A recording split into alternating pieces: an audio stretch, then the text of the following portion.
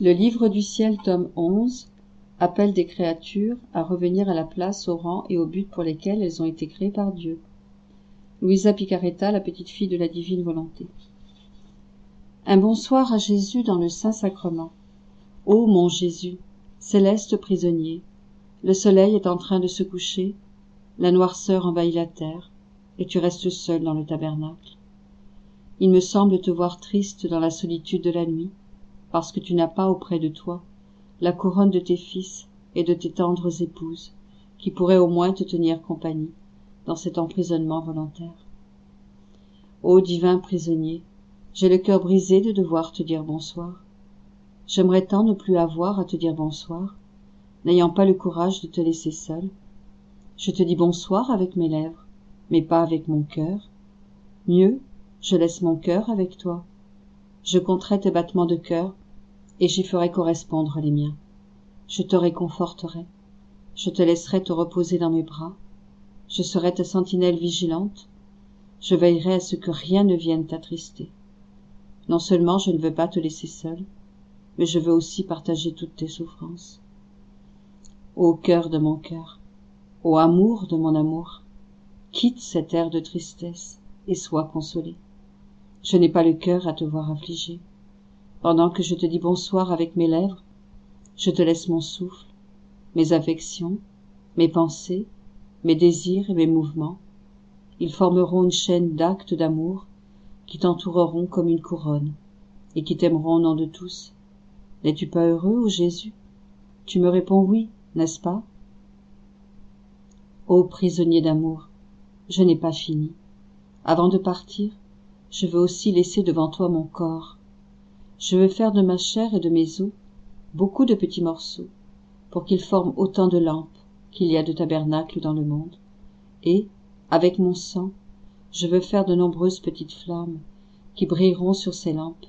Je veux placer dans chaque tabernacle ma lampe, qui, avec la lampe du sanctuaire, t'éclairera et te dira « Je t'aime, je t'adore, je te bénis, je fais réparation et je te remercie pour moi et pour tous. » Ô Jésus, faisons un pacte. Promettons-nous de nous aimer toujours davantage. Tu me donneras plus d'amour, tu m'envelopperas de ton amour, tu me feras vivre dans ton amour, et tu m'immergeras dans ton amour. Resserrons nos liens d'amour. Je ne serai heureuse que si tu me donnes ton amour, de sorte que je puisse t'aimer véritablement. Bonne nuit, ô Jésus. Bénis-moi, bénis-nous tous. Serre-moi sur ton cœur. Emprisonne-moi dans ton amour. Je te quitte en plaçant un baiser sur ton cœur. Bonne nuit, ô Jésus. Bonne journée à Jésus. Ô mon Jésus, doux prisonnier d'amour, me revoici devant toi. Je t'ai laissé en te disant bonne nuit, et je reviens maintenant en te disant bonne journée. J'étais anxieuse de revenir, pour te redire mes désirs les plus ardents, et t'offrir mes battements de cœur affectueux, ainsi que tout mon être. Je veux me fondre en toi, comme gage de mon amour pour toi. Ô mon adorable amour, en venant pour me donner totalement à toi, je viens aussi pour te recevoir totalement. Comme je ne peux exister sans qu'il y ait une vie en moi, je veux que cette vie soit la tienne. Tout est donné à celui qui donne tout, n'est-ce pas? Alors aujourd'hui je t'aimerai avec tes battements de cœur d'amoureux passionnés. Je respirerai avec ton souffle palpitant en quête d'âme. Je désirerai ta gloire et le bien des âmes avec tes désirs infinis. Je ferai couler tous les battements de cœur des créatures dans tes battements de cœur divins. Ensemble, nous saisirons toutes les créatures et les sauverons toutes, n'en laissant aucune nous échapper, même au prix de tous les sacrifices, même si je devais emporter toutes les souffrances. Si tu voulais m'éloigner, je me jetterais davantage en toi. Je crierais plus fort pour plaider à tes côtés, pour le salut de tous tes enfants, mes frères. Ô mon Jésus, ma vie et mon tout, que de choses ton emprisonnement volontaire éveille en moi. Les âmes en sont la raison. C'est l'amour qui te lie si fortement à elles. Il semble que les mots âme et amour te font sourire et t'affaiblissent au point de t'amener à céder sur tous les points. Voyant ces excès d'amour, je resterai toujours auprès de toi, avec mon refrain habituel, âme et amour. Ô mon Jésus, je veux tout de toi. Je veux que tu sois toujours avec moi dans la prière, dans le travail, dans les plaisirs et les déplaisirs, dans ma nourriture, dans mes mouvements, dans mon sommeil, bref, en tout. Étant incapable d'obtenir quoi que ce soit par moi-même, je suis certaine qu'avec toi j'obtiendrai tout. Que tout ce que nous ferons contribue à amoindrir tes souffrances, à adoucir ton amertume, à réparer pour les offenses, à te payer de retour pour tout, à obtenir toutes les conversions, même dans les cas difficiles ou désespérés. Nous irons quêter de l'amour dans tous les cœurs pour te rendre plus heureux. Cela n'est-il pas bien ainsi, ô Jésus? Cher prisonnier d'amour, lie-moi avec tes chaînes, scelle-moi avec ton amour. S'il te plaît, montre-moi ton visage. Comme tu es beau, tes cheveux blonds sanctifient mes pensées, ton front calme et serein au milieu de tant d'offenses me donne la paix et me rend calme au milieu des plus grandes tempêtes, de mes privations de toi et de tes caprices qui me coûtent la vie. Je sais bien que tu sais tout cela, mais je continue quand même. C'est mon cœur qui te dit ces choses. Il sait mieux que moi comment les dire. Ô amour, tes yeux azur, brillants de lumière divine, m'élèvent jusqu'au ciel et me font oublier la terre. Cependant, ma plus grande douleur, mon exil continue. Vite, vite, ô Jésus. Ô Jésus, oui, tu es beau. Il me semble te voir dans ton tabernacle d'amour.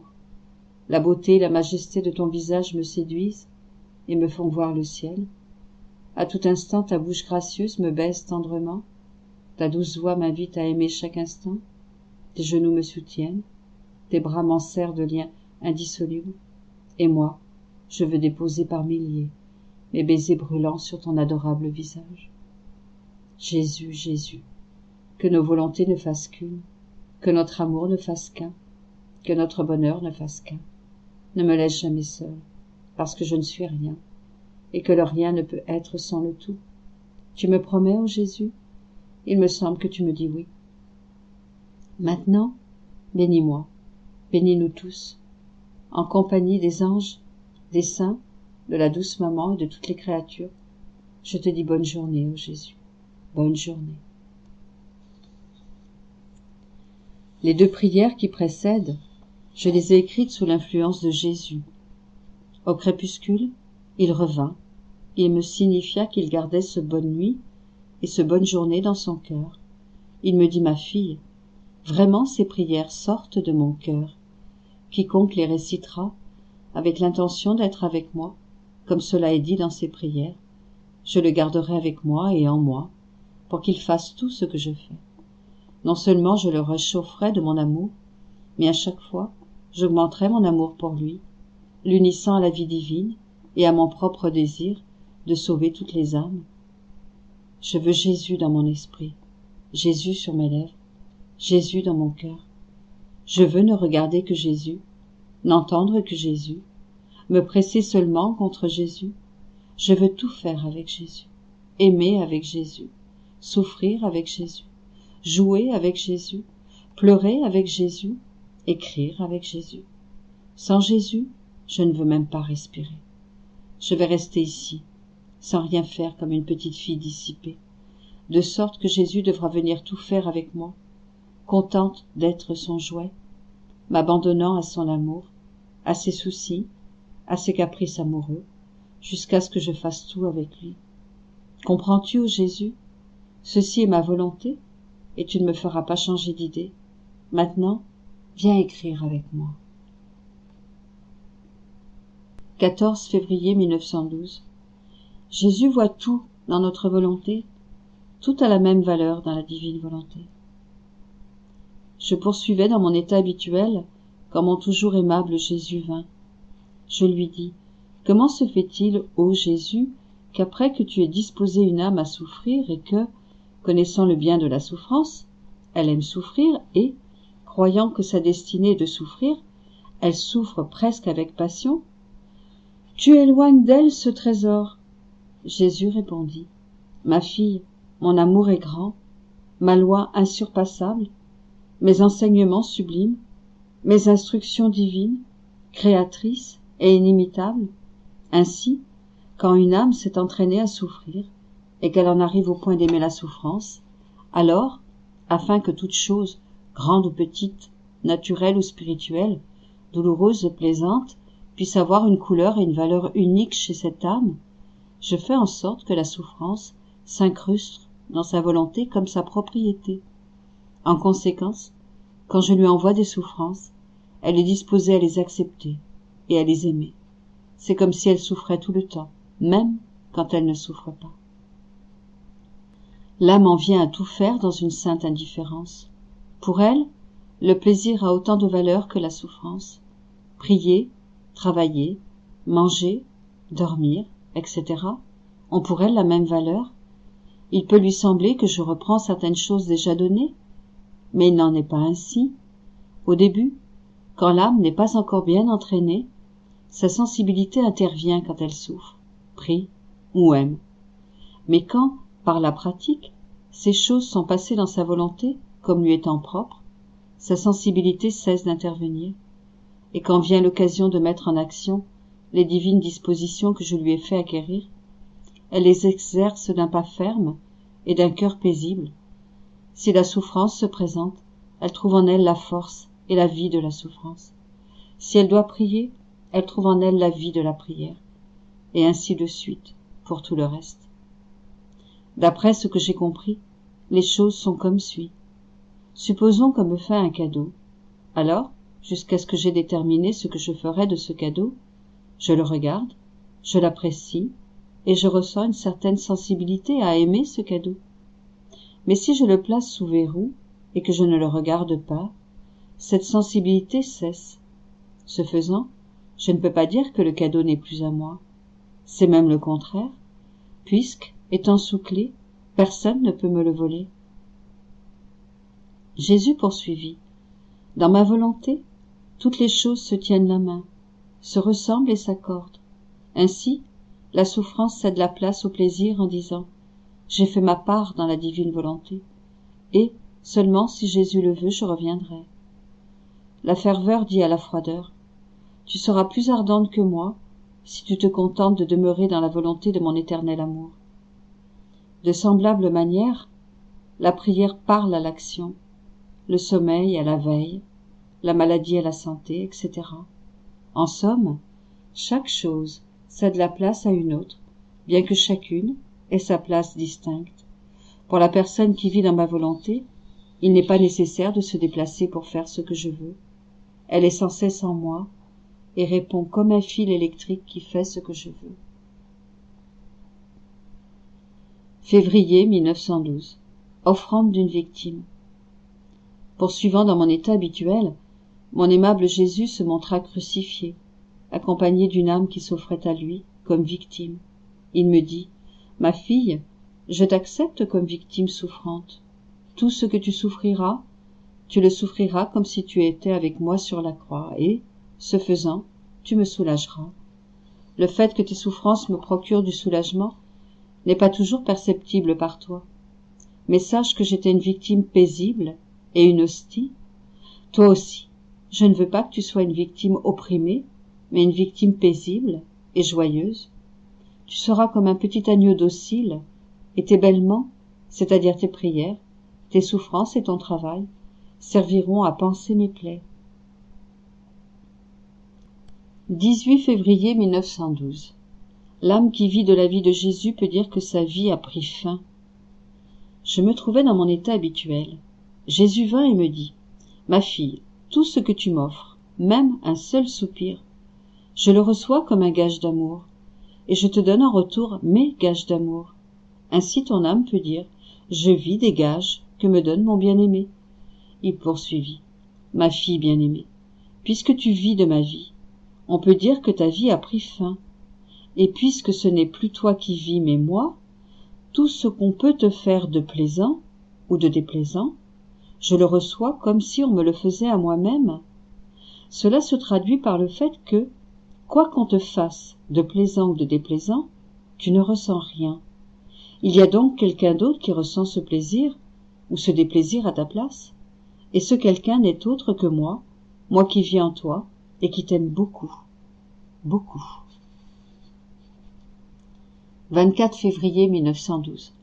L'âme qui vit dans la divine volonté perd son tempérament et acquiert celui de Jésus. Après avoir vu plusieurs âmes auprès de Jésus, dont une qui était plus sensible, Jésus me dit : « Ma fille, quand une âme d'un tempérament plus sensible commence à faire le bien, elle progresse plus rapidement que les autres, parce que sa sensibilité la guide vers des entreprises plus grandes et plus ardues. Je priais pour qu'il enlève de cette âme ces restes de sensibilité humaine et qu'il la serre davantage sur lui en lui disant qu'il l'aime, car il la conquerrait complètement aussitôt qu'elle comprendrait qu'il l'aime. Tu verras que tu réussiras, lui dis-je. Ne m'as-tu pas gagné de cette manière, en me disant que tu m'aimais beaucoup, beaucoup ? Jésus me dit : oui, oui, je le ferai, mais je veux sa coopération, qu'elle s'échappe autant que possible des personnes qui excitent sa sensibilité. Je lui demandai : mon amour, quel est mon tempérament, dis-moi ? Il répondit : l'âme qui vit dans ma volonté perd son tempérament et acquiert le mien. On trouve en elle un tempérament attrayant, plaisant, pénétrant, digne et d'une simplicité enfantine. En somme, elle me ressemble en tout. Elle domine son tempérament comme elle le veut et comme c'est nécessaire. Puisqu'elle vit dans ma volonté, elle possède mon pouvoir, et ainsi elle dispose de tout, et d'elle-même. Selon les circonstances et les personnes qu'elle rencontre, elle prend mon tempérament, et elle en dispose. Je repris : dis-moi, me donneras-tu une première place dans ta volonté ? Jésus sourit : oui, oui, je te le promets, je ne te laisserai jamais hors de ma volonté, et tu prendras et feras tout ce que tu voudras. J'ajoutais : Jésus, je veux être pauvre, pauvre, petite, petite. Je ne veux rien, pas même de tes propres choses. C'est mieux si tu les gardes toi-même. Je ne veux que toi, et si j'ai besoin de quelque chose, tu me le donneras, n'est-ce pas, ô Jésus ? Il répondit : bravo, bravo, ma fille. Finalement, j'ai trouvé quelqu'un qui ne veut rien. Tous veulent quelque chose de moi, mais pas le tout, c'est-à-dire moi uniquement. Toi, en ne voulant rien, tu veux tout. Voilà la finesse et l'astuce du véritable amour. Je souris et il disparut. 26 février 1912. La créature est tissée d'amour et n'agit que par l'amour. Jésus, mendiant d'amour. De retour, mon tout et mon toujours aimable Jésus me dit : ma fille, je suis amour, et j'ai fait les créatures tout d'amour. Leurs nerfs, leurs os et leur chair sont tissés d'amour, et après les avoir tissés d'amour, j'ai fait couler du sang dans toutes leurs particules pour les remplir de vie d'amour. Ainsi, la créature n'est autre qu'un complexe d'amour qui ne peut se mouvoir que dans l'amour. Il peut y avoir des variétés d'amour, mais c'est toujours dans l'amour qu'elle se meut. Il peut y avoir l'amour divin, l'amour de soi, l'amour des créatures, l'amour du mal, mais toujours l'amour. La créature ne peut faire autrement, parce que sa vie est amour, créée par l'amour éternel. Ainsi, elle est attirée vers l'amour par une force irrésistible. Même dans le mal, dans le péché, il y a un amour qui pousse la créature à agir. Ah, ma fille, quelle n'est pas ma douleur de voir que par un mauvais usage, la créature profane l'amour dont je l'ai pourvu. Pour garder cet amour qui est sorti de moi et dont je l'ai comblé, je reste auprès d'elle comme un pauvre mendiant, et, quand elle bouge, respire, travaille, parle ou marche, je m'en dis tout d'elle, je la supplie de tout me donner, en lui disant : ma fille, je ne te demande rien d'autre que ce que je t'ai donné. C'est pour ton propre bien, ne me vole pas ce qui est à moi. La respiration est mienne, ne respire que pour moi. Le battement de cœur est mien, que ton cœur ne palpite que pour moi. Le mouvement est mien, ne bouge que pour moi. Et ainsi de suite. Mais, dans ma plus grande douleur, je suis forcé de voir le battement de cœur prendre une direction, la respiration une autre, et moi, pauvre mendiant, je reste l'estomac vide, pendant que les créatures ont leur estomac rempli de leur amour-propre, et même de leur passion. Peut-il exister un plus grand mal que celui-là ? Ma fille, je veux déverser mon amour et ma douleur en toi. Seulement l'âme qui m'aime peut compatir avec moi. 28 février 1912. Le signe qu'on n'aime que Jésus. Comment ceux qui aiment Jésus sont unis à lui. Ce matin, quand mon aimable Jésus est venu, je lui ai dit « Ô mon cœur, ma vie et mon tout, comment peut-on savoir si quelqu'un n'aime que toi, ou en aime aussi d'autres ?» Il me répondit « Ma fille, si l'âme est remplie de moi jusqu'au bord, au point de déborder, c'est-à-dire si elle ne pense qu'à moi, ne recherche que moi, ne parle que de moi, et n'aime personne d'autre que moi, s'il semble que rien d'autre que moi n'existe pour elle, et que tout le reste l'ennuie, au plus, elle n'accorde que des miettes à ce qui n'est pas Dieu, par exemple, aux choses nécessaires à la vie naturelle. C'est ce que font les saints. C'est ainsi que j'ai fait pour moi-même, et avec les apôtres, ne donnant que des indications sur quoi manger, ou sur l'endroit où passer la nuit.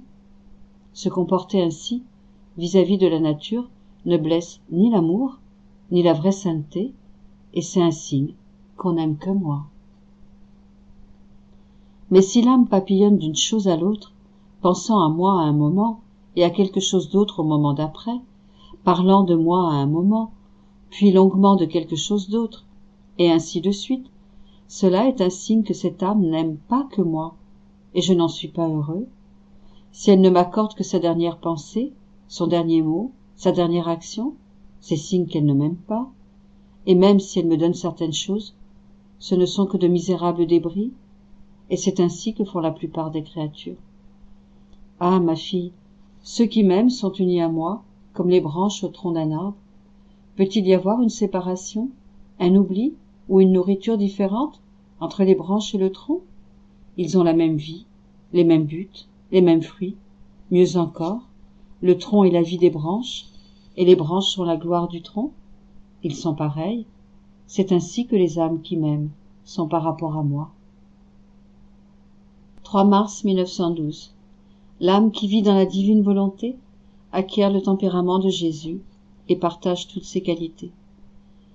Me trouvant dans mon état habituel, mon aimable Jésus vint et me dit « Ma fille, l'âme qui vit dans ma volonté perd son tempérament et acquiert le mien.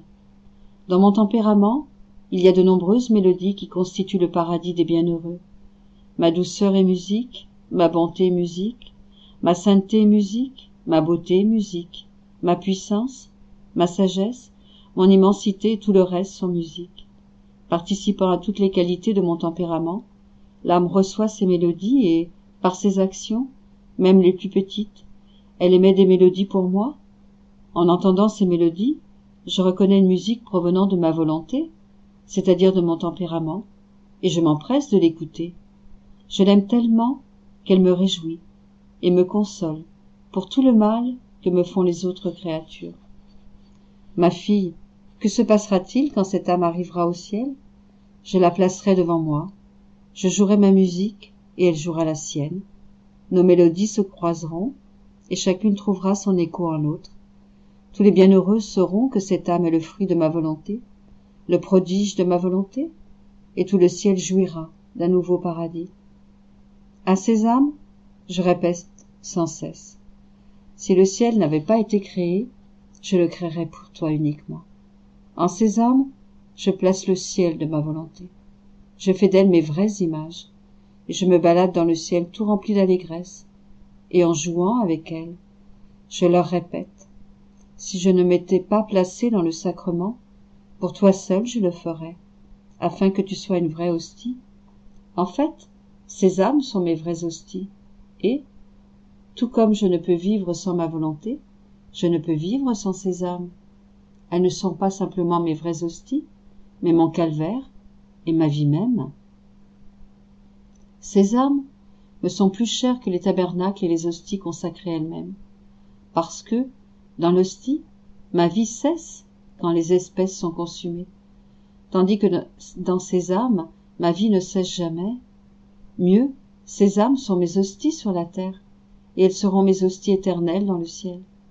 Pour ces âmes, j'ajoute, si je ne m'étais pas incarné dans le sein de ma mère, je me serais incarné seulement pour toi, et pour toi seulement, j'aurais souffert ma passion, car je trouve en toi le vrai fruit de mon incarnation et de ma passion. 8 mars 1912. Comment Jésus était une victime durant sa vie cachée. Devenir une victime est l'équivalent d'un second baptême, et même plus.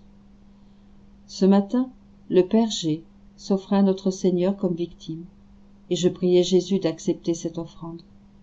Mon toujours aimable Jésus me dit « Ma fille, je l'accepte de grand cœur. Dis-lui que sa vie ne lui appartiendra plus, mais à moi, et qu'il sera victime comme je l'étais pendant ma vie cachée. Durant ma vie cachée, j'étais victime pour tout l'intérieur de l'homme, en réparant pour ses mauvais désirs, pensées, tendances et affections. Ce que l'homme fait extérieurement n'est autre que l'expression de son intérieur. Si autant de mal peut se voir à son extérieur, qu'en est-il de son intérieur? Réparer pour l'intérieur de l'homme me coûta très cher. Il m'a fallu le faire durant 30 ans. Mes pensées, mes battements de cœur, mes respirations et mes désirs étaient toujours attachés aux pensées, aux battements de cœur, aux respirations et aux désirs de l'homme, afin de faire réparation pour ces actes répréhensibles et de les sanctifier. Je le choisis comme victime associée à cet aspect de ma vie cachée, et je veux que tout son intérieur soit uni à moi et offert à moi, avec l'intention de satisfaire pour les fautes intérieures des autres créatures. C'est à bon escient que je fais ainsi, puisqu'en tant que prêtre, il connaît mieux que quiconque l'intérieur des âmes et toute la pourriture qui s'y trouve. Ainsi, il comprendra mieux combien mon état de victime m'a coûté, cet état auquel je veux qu'il prenne part, et non seulement lui, mais aussi d'autres qu'il approchera. Ma fille, dis-lui la grande grâce que je lui donne en l'acceptant comme victime, car devenir victime équivaut à recevoir un second baptême, et même plus, puisque je l'élève ainsi au niveau de ma propre vie. Comme la victime doit vivre avec moi et de moi, je dois la laver de toute souillure en lui donnant un nouveau baptême et en la renforçant dans la grâce. Donc, dorénavant, il devra considérer tout ce qu'il fait comme étant mien, plutôt que sien. Qu'il prie, parle ou travaille, il dira qu'il s'agit de mes propres choses. Ensuite, Jésus sembla regarder tout autour de lui et je lui dis « Que regardes-tu, ô Jésus? Ne sommes-nous pas seuls ?» Il répondit « Non, il y a des gens, je les groupe autour de toi pour les avoir auprès de moi. » J'ajoutai « Les aimes-tu ?» Il répondit « Oui, mais je les aimerais plus détendus, plus confiants, plus braves, plus intimes avec moi, et sans aucune pensée pour eux-mêmes. Ils doivent savoir que les victimes ne sont plus maîtres d'elles-mêmes, autrement elles annuleraient leur état de victime. Puis, ayant à tousser un peu, je dis « Jésus, fais-moi mourir de tuberculose. Vite, vite, amène-moi. Prends-moi avec toi. » Il dit « Ne me laisse pas te voir mécontente, autrement je souffre. Oui, tu mourras de tuberculose. Patiente juste, encore un peu. Et si tu ne meurs pas de tuberculose physique, tu mourras de tuberculose d'amour. S'il te plaît, ne sors pas de ma volonté, car ma volonté sera ton paradis. Mieux encore, tu seras le paradis de ma volonté. Autant de jours que tu vivras sur la terre, autant de paradis je te donnerai au ciel. 13 mars 1912. Le baptême de la victime est un baptême par le feu, et il a un effet supérieur au baptême par l'eau. Jésus continua de me parler de l'état de victime en me disant « Ma fille, le baptême à la naissance se donne par l'eau. Il a la vertu de purifier, mais pas d'enlever les tendances et les passions. Par contre, le baptême de la victime est un baptême par le feu. Il n'a pas seulement la vertu de purifier, mais aussi celle de consumer le mal et les passions mauvaises. Moi-même, je baptise l'âme peu à peu. Mes pensées baptisent ses pensées, mes battements de cœur ses battements de cœur, mes désirs ses désirs, et ainsi de suite. Ce baptême s'opère entre moi et l'âme, dans la mesure où elle se donne à moi sans reprendre ce qu'elle m'a donné. C'est pourquoi, ma fille, tu ne ressens pas de tendance mauvaise, ou autre chose du genre. Cela découle de ton état de victime. Je te dis cela pour te consoler. Dis au Père G d'être très attentif, car c'est la mission des missions, l'apostolat des apostolats. Je le veux toujours avec moi, et tout absorbé en moi. 15 mars 1912. La vie dans la divine volonté est la sainteté des saintetés. Les âmes qui y vivent sont des hosties vivantes. Me trouvant dans mon état habituel, je ressentais un grand désir de faire la très sainte volonté de Jésus béni. Il vint et me dit, « Ma fille, la vie dans ma volonté est la sainteté des saintetés. L'âme qui vit dans ma volonté, si petite, ignorante ou inconnue qu'elle soit, laisse les autres saints derrière elle, même avec leurs prodiges, conversions et miracles retentissants. Vraiment, ces âmes sont reines, comme si toutes les autres étaient à leur service. Il semble qu'elles ne font rien, mais en réalité elles font tout, car étant dans ma volonté, elles agissent divinement d'une manière cachée et surprenante. Elles sont une lumière qui illumine, un vent qui purifie, un feu qui brûle, un miracle qui fait faire des miracles. Ceux qui font des miracles sont des canaux, mais la puissance réside en ces âmes.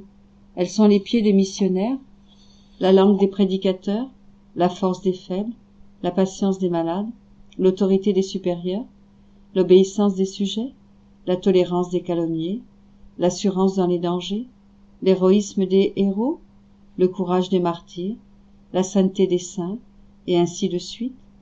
Étant dans ma volonté, elle concourt à tout le bien qui peut exister, dans le ciel et sur la terre. C'est pourquoi je peux dire qu'elles sont mes vraies hosties, des hosties vivantes, pas mortes. Les accidents qui forment les hosties sacramentelles ne sont pas remplis de vie et n'influencent pas ma vie, tandis que l'âme est pleine de vie et, faisant ma volonté, elle influence et concourt à tout ce que je fais. C'est pourquoi ces hosties consacrées par ma volonté me sont plus chères que les hosties sacramentelles, et si j'ai une raison d'exister dans l'hostie sacramentelle, c'est de former ces hosties de ma volonté. Ma fille, j'éprouve tant de délices dans ma volonté, que simplement à entendre quelqu'un parler d'elle, je surabonde de joie, et j'appelle tout le ciel à la fête. Imagine ce qu'il adviendra des âmes qui vivent dans ma volonté. En elles, je trouve tout mon bonheur, et je les comble de bonheur. Leur vie est celle des bienheureux. Elles ne recherchent que deux choses, ma volonté et mon amour. Elles ont peu de choses à faire, et cependant, elles font tout. Leur vertu étant absorbée par ma volonté et mon amour, ces âmes n'ont plus à se préoccuper d'elles, puisque ma volonté possède tout, d'une manière divine et infinie. Ainsi est la vie des bienheureux. 20 mars 1912. Tout revient à se donner à Jésus et à faire sa volonté en tout et toujours. Me trouvant dans mon état habituel, mon toujours aimable Jésus se fit voir tout triste et me dit « Ma fille, ils ne veulent pas comprendre que tout consiste à se donner à moi et à faire ma volonté, en tout et toujours. Quand j'ai obtenu cela, je stimule l'âme et lui dis « Ma fille, prends cette joie, ce réconfort, ce soulagement, ce rafraîchissement. Cependant, si l'âme prend ces choses avant de s'être donnée complètement à moi et de faire ma volonté en tout et toujours, il s'agit d'actes humains, tandis qu'après ce sont des actes divins. Comme il s'agit de mes choses, je ne suis plus jaloux et je me dis, si elle prend un plaisir légitime, c'est que je le veux. Si elle négocie avec des personnes, si elle converse légitimement, c'est que je le veux. Si je ne le voulais pas, elle serait prête à tout arrêter. Aussi je mets tout à sa disposition, puisque tout ce qu'elle fait, elle est fait de ma volonté, et non de la sienne. Dis-moi, ma fille, qu'est-ce qui t'a manqué depuis que tu t'es donnée à moi complètement? Je t'ai donné mes goûts, mes plaisirs, et tout de moi pour ton contentement. Cela dans l'ordre surnaturel, mais dans l'ordre naturel aussi, je ne t'ai laissé manquer de rien. Confesseur, communion, etc. Même plus, puisque tu ne voulais que moi.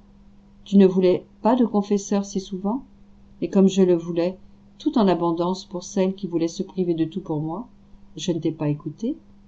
Ma fille, quelle douleur je ressens dans mon cœur, en voyant que les âmes ne veulent pas comprendre cela, même celles que l'on considère comme les meilleures. 4 avril 1912. La divine volonté doit être le centre de tout. Ce matin, mon toujours aimable Jésus vint et me dit « Ma fille, ma volonté est le centre, alors que les vertus sont la circonférence. Imagine une roue au milieu de laquelle tous les rayons sont concentrés. Qu'arrivera-t-il si un des rayons voulait se détacher du centre. Premièrement, ce rayon ferait mauvaise impression. Et deuxièmement, il serait sans utilité, puisque détaché du centre.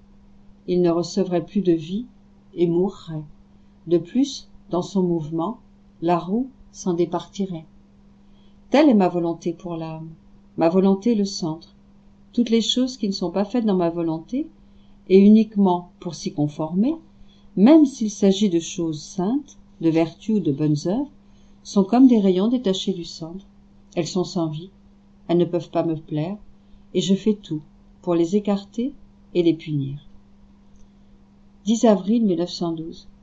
Les âmes confiantes sont celles où Jésus déverse le plus son amour, celles qui reçoivent le plus de grâce. Je me trouvais dans mon état habituel et aussitôt venu, Jésus me dit « Ma fille, les âmes qui brilleront le plus, comme des pierres précieuses dans la couronne de ma miséricorde, sont les âmes les plus confiantes, parce que plus elles sont confiantes, plus elles donnent de l'espace à ma miséricorde pour déverser en elles toutes les grâces qu'elle veut. Par contre, les âmes qui n'ont pas une vraie confiance boudent mes grâces, demeurent pauvres et mal équipées, pendant que mon amour reste replié et souffre grandement. Pour ne pas souffrir autant et pour pouvoir déverser librement mon amour, je me préoccupe plus des âmes qui ont confiance que des autres. En ces âmes, je peux déverser mon amour, m'amuser et provoquer des contrastes amoureux, puisque je ne crains pas qu'elles se sentent offensées ou apeurées. Plutôt, elles deviennent plus braves et mettent tout à profit pour m'aimer davantage. En somme, les âmes confiantes sont celles où je déverse le plus mon amour, celles qui reçoivent le plus de grâce et qui sont les plus riches. 20 avril 1912. Les saveurs humaines sont insatisfaisantes et Jésus les rend amères pour pouvoir donner ces saveurs divines. Je poursuivais dans mon état habituel et aussitôt venu, Jésus me dit « Ma fille, la nature humaine tend vers le bonheur avec une force irrésistible, et cela avec raison, puisqu'elle a été créée pour être heureuse, d'un bonheur éternel et divin.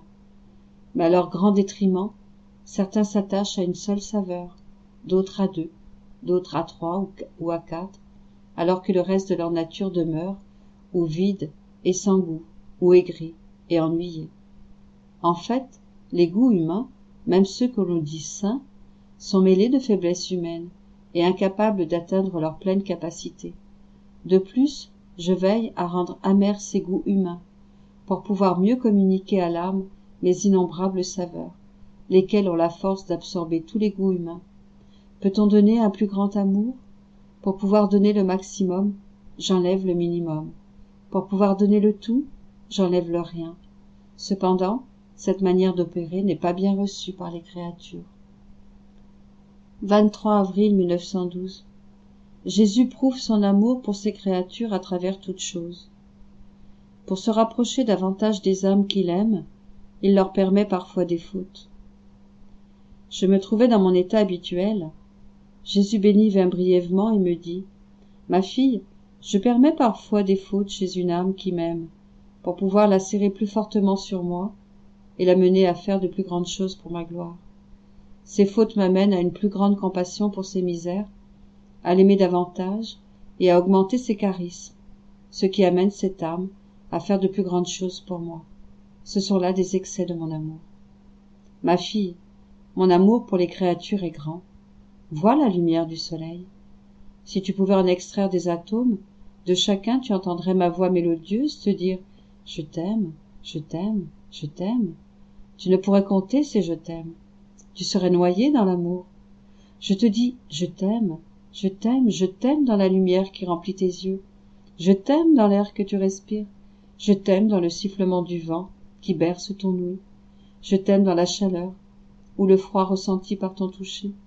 Je t'aime dans le sang qui coule dans tes veines. Mes battements de cœur disent je t'aime à tes battements de cœur. Je te redis je t'aime à chaque pensée de ton esprit. Je t'aime à chaque geste de tes mains. Je t'aime à chaque pas de tes pieds. Je t'aime à chaque mot que tu prononces. Rien n'arrive à l'intérieur ou à l'extérieur de toi sans un acte de mon amour envers toi. Un je t'aime n'attend pas l'autre, et tes je t'aime à toi. Combien y en a-t-il pour moi?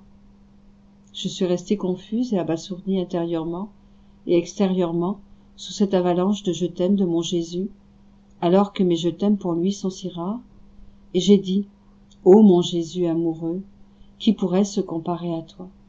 J'arrivais à peine à balbutier quelques mots, comparativement à ce que Jésus me faisait comprendre. Il ajouta, la vraie sainteté demande de faire ma volonté en réordonnant tout en moi. Tout comme je garde toute chose ordonnée pour la créature, celle-ci doit tout ordonner pour moi, et en moi. Ma volonté garde toute chose en ordre. 9 mai 1912. Comment être consumé dans l'amour? Ce matin, me trouvant dans mon état habituel, je pensais à la manière d'être consumé dans l'amour. Mon Jésus béni vint et me dit, ma fille, si la volonté ne veut que moi, si l'intelligence ne s'intéresse qu'à me connaître, si la mémoire ne se remémore que moi, voilà la manière d'être consumé dans l'amour, par les 3 facultés de l'âme. Même chose pour les sens. Si une personne ne parle que de moi, ne prête l'oreille qu'à ce qui me concerne, ne se réjouit que de mes choses, ne travaille et ne marche que pour moi, si son cœur n'aime que moi, ne désire que moi, voilà la consommation dans l'amour, par les sens. Ma fille, l'amour est un doux enchantement qui rend l'âme aveugle pour tout ce qui n'est pas amour et tous yeux pour tout ce qui est amour. Pour celui qui aime, si ce que sa volonté rencontre est amour, elle devient tous yeux. Si ce que sa volonté rencontre n'est pas amour, elle devient aveugle, stupide et ne comprend rien. Même chose pour la langue. Si elle doit parler de l'amour, elle sent beaucoup de lumière en ses paroles et elle devient éloquente.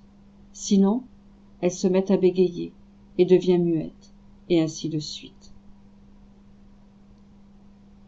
22 mai 1912. L'amour vrai ne se prête pas au mécontentement. Me trouvant dans mon état habituel, Jésus béni vint brièvement, et comme je ressentais un certain mécontentement, il me dit, ma fille, l'amour vrai ne se prête pas au mécontentement. Plutôt, il sait profiter d'un sentiment de mécontentement pour le changer en un très beau sentiment de contentement. De plus, étant le contentement des contentements, je ne peux tolérer aucun mécontentement chez une âme qui m'aime, car je ressentirais son mécontentement plus que s'il m'était propre, et je serais forcé de lui donner tout ce qu'il lui faut pour la rendre contente.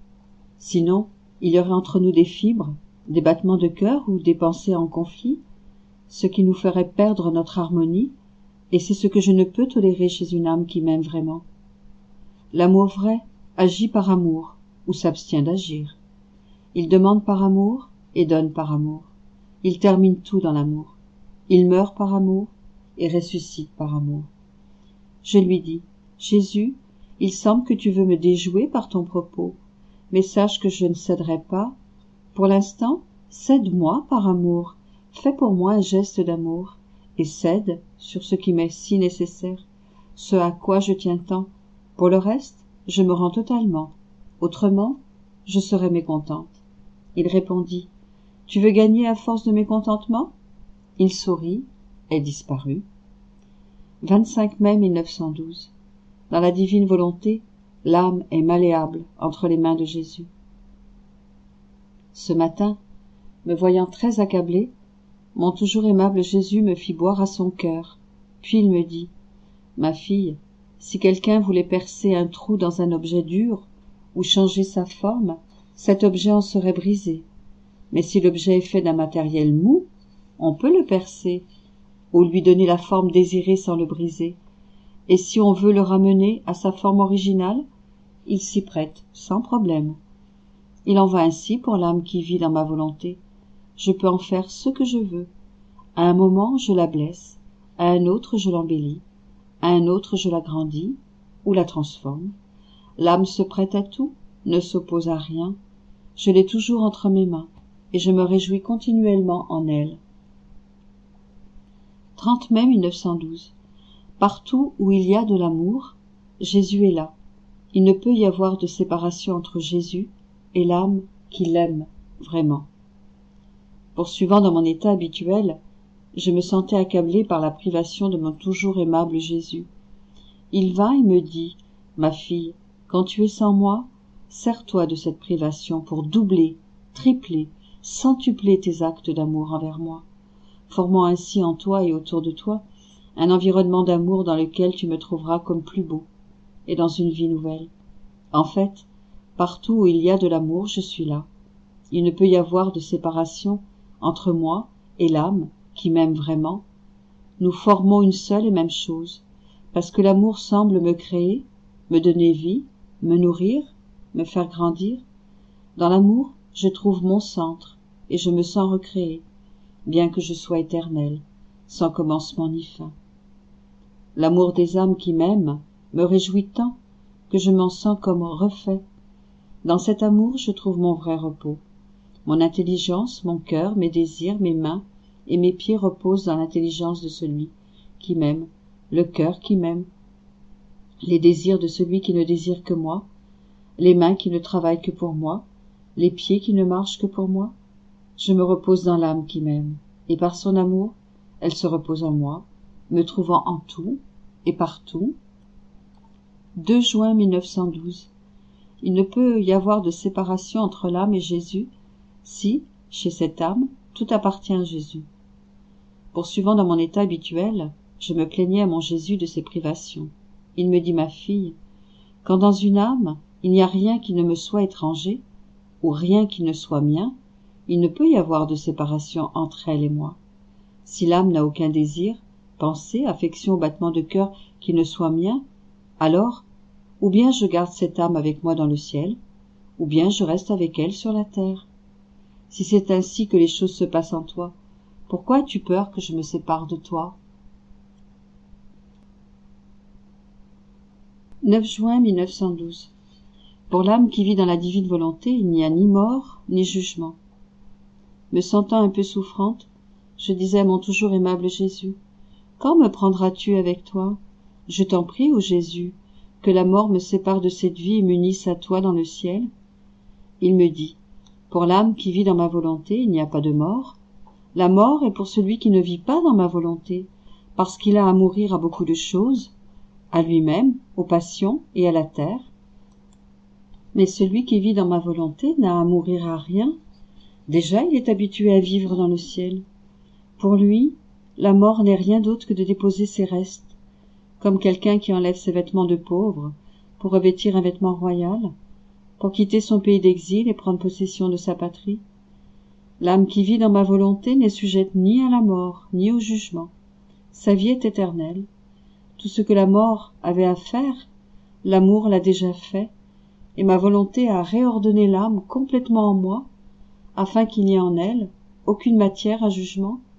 Donc, reste dans ma volonté, et quand tu t'y attendras le moins, tu te retrouveras dans ma volonté au ciel. 28 juin 1912. L'âme qui vit dans la divine volonté est un ciel dont Jésus est le soleil, et les vertus de Jésus les étoiles. Poursuivant dans mon état habituel, Jésus béni vint brièvement et me dit, « Ma fille, l'âme qui vit dans ma volonté est un ciel, mais un ciel sans soleil et sans étoiles, parce que je suis le soleil de ce ciel, et que mes vertus en sont les étoiles. Comme il est beau ce ciel, quiconque le connaît en devient amoureux. J'en suis moi-même particulièrement amoureux, puisque j'en occupe le centre en tant que soleil, et que je le remplis sans cesse de rayons lumineux nouveaux, d'un amour nouveau et de grâce nouvelle. Qu'il fait bon être dans ce ciel quand son soleil y brille, c'est-à-dire quand je caresse l'âme et la remplis de mes charismes. Touché par l'amour de cette âme, je m'effondre et me repose en elle. Émerveillé, tous les saints se rassemblent autour de moi. Il n'existe rien de plus beau sur la terre et dans le ciel pour moi et pour tous. Qu'il est beau ce ciel quand son soleil est caché, c'est-à-dire quand je prive l'âme de moi. Comme l'harmonie de ces étoiles, qui sont paix et amour, peut alors être particulièrement admirée. Son atmosphère calme, sereine et parfumée n'est pas sujette aux nuages, à la pluie ou aux tempêtes, parce que c'est dans le centre de l'âme que le soleil se cache. Ou bien l'âme est cachée dans le soleil, et les étoiles sont invisibles, ou bien le soleil est caché dans l'âme, et l'harmonie des étoiles est visible. Ce ciel est beau dans les deux cas. Il est mon bonheur, mon repos et mon paradis. 4 juillet 1912. La divine volonté doit être le cercueil de l'âme. En pensant à elle-même, l'âme s'éloigne de la vie divine.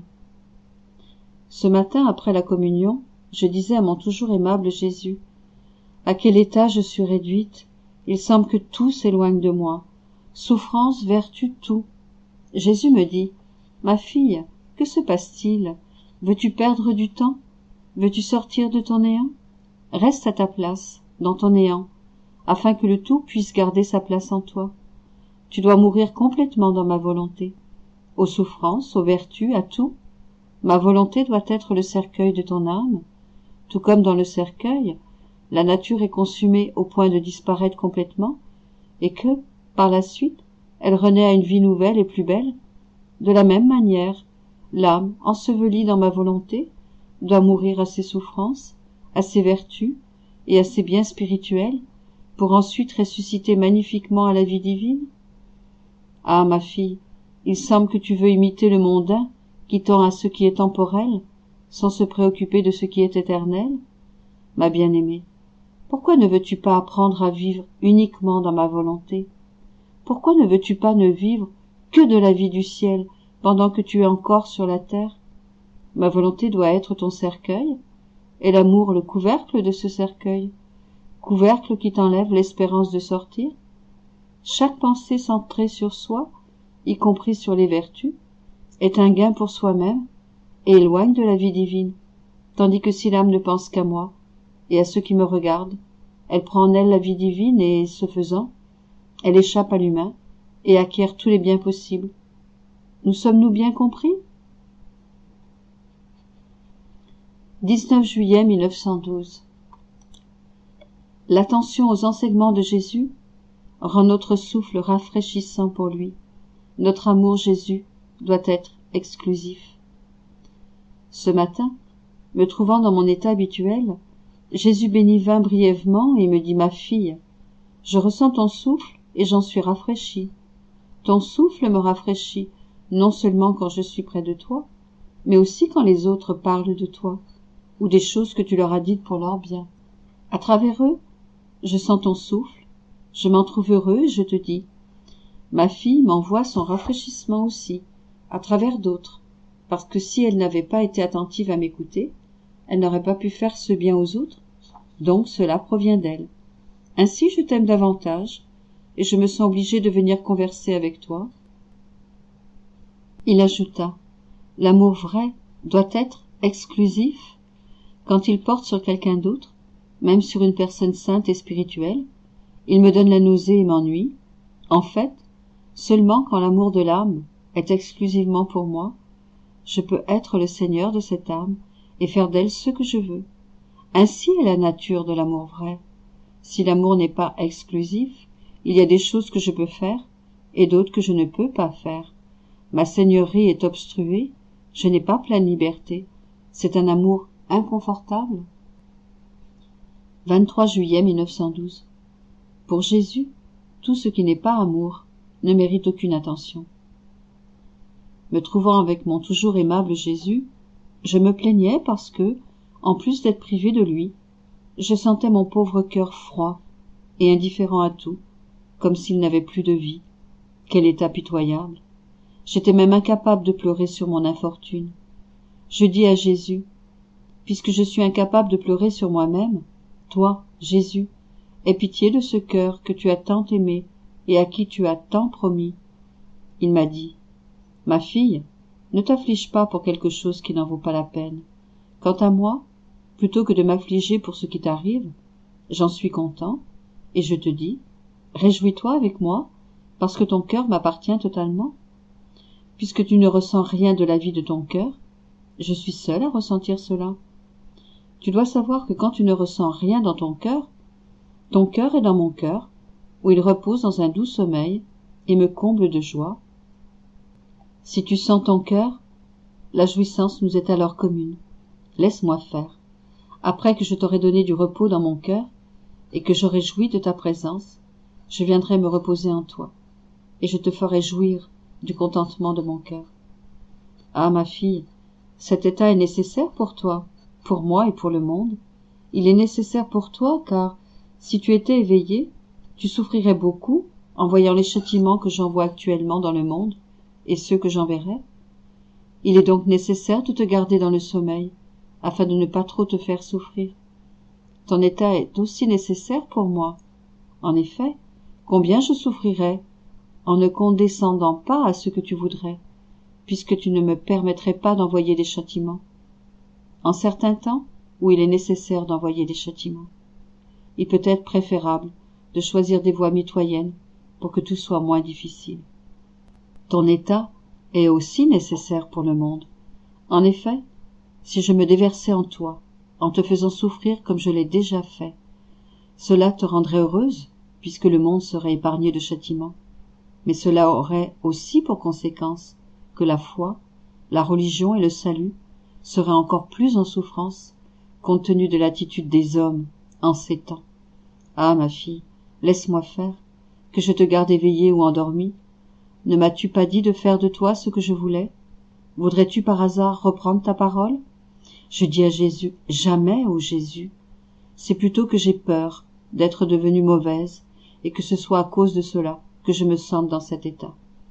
Jésus reprit, écoute ma fille, si c'était parce qu'une pensée, une affection ou un désir, qui n'est pas à moi, soit entré en toi, tu aurais raison d'avoir peur. Mais si ce n'est pas le cas, c'est signe que je garde ton cœur en moi, ou que je le fais dormir. Le temps viendra où je l'éveillerai. Alors, tu reprendras l'attitude d'avant, et comme tu seras reposé, tout sera plus grand. Il ajouta, je fais des âmes de toutes sortes, des endormies par l'amour, des ignorantes de l'amour, des folles de l'amour, des érudites de l'amour. De tout cela, sais-tu ce qui m'intéresse le plus? Que tout soit amour. Tout le reste, tout ce qui n'est pas amour, ne mérite aucune attention. 12 août 1912. L'amour divin est symbolisé par le soleil. L'amour qui n'est pas complètement pour Jésus est comparable au feu de la terre. Ce matin, dès son arrivée, mon toujours aimable Jésus me dit « Ma fille, mon amour est symbolisé par le soleil. Le soleil se lève majestueusement, bien que, en réalité, il soit toujours fixe et ne se lève jamais. Sa lumière envahit la terre entière, et sa chaleur féconde toutes les plantes. Il n'existe aucun œil qui n'en jouisse pas. Il n'existe presque aucun lien qui ne profite de son influence bénéfique. Que d'êtres n'aurait pas la vie sans lui? Il fait sa besogne sans dire un mot, sans rien demander. Il ne dérange personne, et n'occupe aucune place sur la terre qu'il inonde de sa lumière. Les hommes en profitent à leur gré, bien qu'ils n'y fassent pas attention. Tel est mon amour. Il se lève pour tous, comme un soleil majestueux. Il n'est aucun esprit qui ne soit illuminé par ma lumière, aucun cœur qui ne sente ma chaleur, aucune âme qui ne soit embrasée par mon amour. Plus que le soleil, je suis au milieu de tous, même si peu me prêtent attention. Bien que je reçoive peu de retour, je continue à donner ma lumière, ma chaleur et mon amour. Si une âme fait attention à moi, je deviens fou, mais sans clameur, car, étant solide, stable et vrai, mon amour n'est pas sujet à la faiblesse. C'est ainsi que j'aimerais que ton amour soit pour moi. Tu serais alors un soleil pour moi et pour tous, puisqu'un amour véritable possède toutes les qualités du soleil. D'un autre côté, un amour qui n'est pas solide, stable et vrai, peut être symbolisé par le feu de la terre qui est sujet à variation. Sa lumière ne peut tout éclairer. Elle est faible et mêlée de fumée, et sa chaleur est limitée. S'il n'est pas nourri de bois, il meurt et se change en cendre, et si le bois est vert, il crache et il fume. Telles sont les âmes qui ne sont pas complètement à moi, comme mes vrais amoureux. Si elles font quelque bien, même sous l'angle de la sainteté ou de la conscience, c'est plus du brouhaha et de la fumée que de la lumière. Elles périclitent rapidement et deviennent froides comme de la cendre. L'inconstance est leur caractéristique, tantôt feu, tantôt cendre. 14 août 1912. Pour en venir à s'oublier soi-même, il faut faire ses actions non seulement parce que Jésus veut qu'on les fasse, mais comme si c'était lui-même qui les faisait, ce qui leur donne un mérite divin. Si c'est par sa passion qu'il nous a rachetés, c'est par sa vie cachée qu'il a sanctifié et divinisé toutes nos actions humaines. Me trouvant dans mon état habituel, mon toujours aimable Jésus me dit: Ma fille, l'âme qui veut s'oublier elle-même doit faire ses actions comme si c'était moi-même qui les faisais. Si elle prie, elle doit dire: C'est Jésus qui prie et moi je prie avec lui. Si elle s'apprête à travailler, à marcher, à manger, à dormir, à se lever, à s'amuser, c'est Jésus qui va travailler, marcher, manger, dormir, se lever, s'amuser, et ainsi de suite. C'est seulement de cette manière que l'âme peut en venir à s'oublier elle-même, faire ses actions non seulement parce que je suis d'accord, mais parce que c'est moi qui les fais. Un jour, pendant que je travaillais, je me suis dit: comment est-ce possible que quand je travaille, non seulement Jésus travaille avec moi, mais que c'est lui-même qui fait le travail? Il me dit: oui, c'est moi qui le fais. Mes doigts sont dans les tiens, et ils travaillent. Ma fille, quand j'étais sur la terre, mes mains ne se sont-elles pas abaissées à travailler le bois, à enfoncer des clous, aidant ainsi mon père adoptif Joseph? Ainsi, avec mes mains et mes doigts, je créais des âmes et divinisais les actions humaines en leur donnant un mérite divin. Par le mouvement de mes doigts, j'appelais le mouvement de tes doigts et celui des autres doigts humains, et, en voyant que ce mouvement était fait pour moi et que c'était moi-même qui le faisais, je prolongeais ma vie de Nazareth en chaque créature, et je me sentais comme remercié par elle pour les sacrifices et les humiliations de ma vie cachée. Fille, ma vie cachée de Nazareth n'est pas considérée par les hommes. Cependant, hormis ma passion, je ne pouvais leur faire un plus grand don. En m'abaissant à tous ces petits gestes que les hommes doivent faire quotidiennement, comme manger, dormir, boire, travailler, allumer le feu, balayer, je mettais dans leurs mains des petites pièces de monnaie divine, d'une valeur inestimable. Si ma passion les a rachetés, ma vie cachée a attaché à leurs actes, même les plus anodins, des mérites divins d'une valeur infinie. Vois-tu, quand tu travailles, et tu travailles parce que je travaille, mes doigts coulent dans les tiens, et pendant que je travaille avec toi, à ce moment même, mes mains créatrices répandent beaucoup de lumière dans le monde. Combien d'âmes j'interpelle, combien d'autres je sanctifie, corrige, châtie, etc. Et tu es avec moi, créant, interpellant, corrigeant, et ainsi de suite. Tout comme tu n'es pas seul en cela, moi non plus je ne suis pas seul dans mon travail. Puis-je te faire un plus grand honneur? Qui pourrait dire tout ce que j'ai compris, tout le bien qu'on peut se faire à soi-même et qu'on peut faire aux autres, quand on fait les choses comme si c'était Jésus qui les faisait avec nous? Mon esprit se perd, et par conséquent, je m'arrête ici. 16 août 1912. Penser à soi-même aveugle l'esprit. Ne penser qu'à Jésus est lumière pour l'esprit et cause un enchantement doux et divin. Ce matin, mon toujours aimable Jésus me dit: ma fille, penser à soi-même aveugle l'esprit et cause un enchantement humain formant un filet autour de la personne. Ce filet est tissé de faiblesse, d'oppression, de mélancolie, de peur et de tout le mal se trouvant dans l'homme.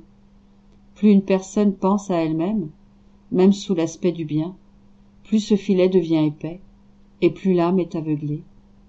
Par contre, ne pas penser à soi-même, mais ne penser qu'à moi, et n'aimer que moi, en toutes circonstances, est lumière pour l'esprit, et cause un enchantement doux et divin.